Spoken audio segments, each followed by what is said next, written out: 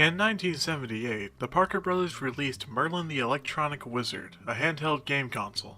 Due to physical limitations, most notably its size, due to being a handheld device, Merlin lacked the visual capabilities that most consoles at the time were known for having. However, what Merlin lacked in visuals, it made up for with its sound. Featuring 11 light-up buttons and an internal speaker system, Merlin boasted 6 different pre-programmed games: Tic-Tac-Toe, Music Machine, Echo, Blackjack 13, Magic Square, and Mindbender. Merlin also had several pre-recorded sounds built into its system that would inform players if they won, lost, or tied with the machine, and also provided a set of musical notes that could be used to play simple songs in Music Machine mode. Despite the simplicity of the device, it ended up being an astounding success, selling over 5 million units during its lifetime. This may have been largely due to the convenience of having a portable entertainment system provided, which leads us to the next subject, the Game & Watch. The Game & Watch was conceived on a train. Game designer Gunpei Yokoi would be traveling on a Japanese bullet train when he noticed a nearby businessman fiddling with a calculator, pressing the buttons over and over to pass the time. This would inspire him to create a portable gaming device that would allow its users to play a game while keeping track of the time with a built-in watch system. This resulted in the creation of the Game & Watch, a handheld gaming device complete with a built-in digital clock function with a liquid crystal display screen.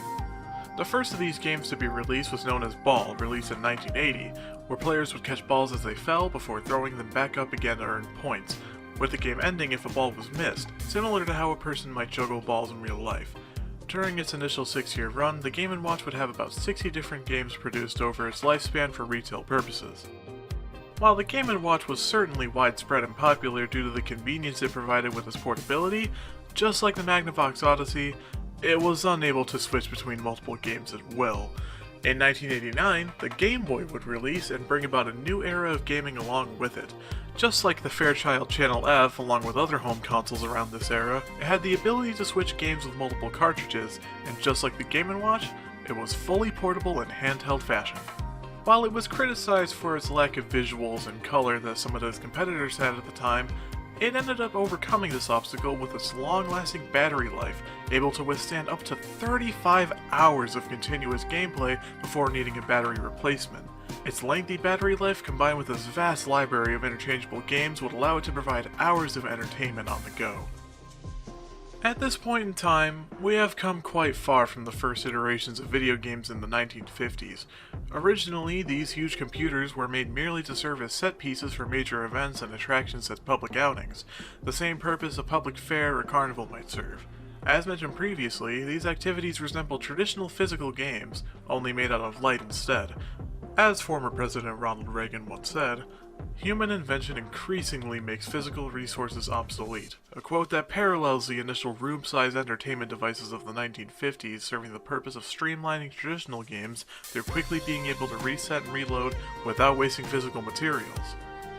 But as these devices got smaller and moved to bars and arcades, we start to see a shift in purpose, as these wonders of technology start to become more and more refined in their intent, which is to make money. At first, these machines simply ate quarters and 100-yen coins, before the shift to consoles localized within the homes of consumers. This marked a shift once again when a recent means to socialize with others was localized within the comfort of one's own home. Being able to replay games as many times as you want without needing your wallet to supervise certainly didn't help either.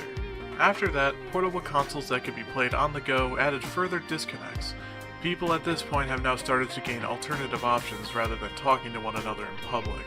And while it still will be many decades before the estrangement between individuals reaches its peak, handhelds would soon bring about a new issue. During 1997, a new trend swept the nation. With the introduction of the Tamagotchi, a new type of handheld game was invented, known as a virtual pet.